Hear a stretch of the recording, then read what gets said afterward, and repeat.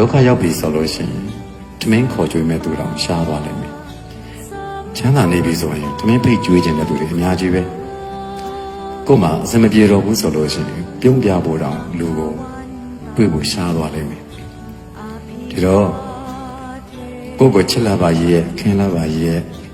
ကိုအားကိုပါတယ်ကိုရှိမှဖြစ်မှာပါပြောတဲ့သူတွေအကုန်လုံးကိုဉာဏ်နဲ့ဆင်ခြင်ပြီးတော့လိုက်လေ့လာကြည့်ကိုဒုက္ခရောက်သွားတဲ့အခါကျရင်အဲ့ဒီလူအများစုပေါ့အကုန်လုံးလို့တော့မဆုံးလို့ပါဘူးအများစုတွေဘယ်လိုပျောက်သွားမှမသိအငွေ့ပြန်ပြီးတော့ပျောက်သွားတာကိုတွေ့ရလိမ့်မယ်အဲ့ဒီချိန်မျိုးမှာအားလည်းမနာကြတော့ဘူးကိုလမ်းတွေ့ရင်တော့ပြောမပြကြတော့ဒီတော့ကိုကဒါတွေနဲ့ပတ်သက်ပြီးစိတ်ထိခိုက်တတ်တယ်အားငယ်တတ်တယ်ဒါတော့ပထမဦးဆုံးကလေးကိုအဆင်ပြေနေတဲ့ကာလမှာလောကသည်အဲ့ဒီလိုပြောင်းလဲတတ်တယ်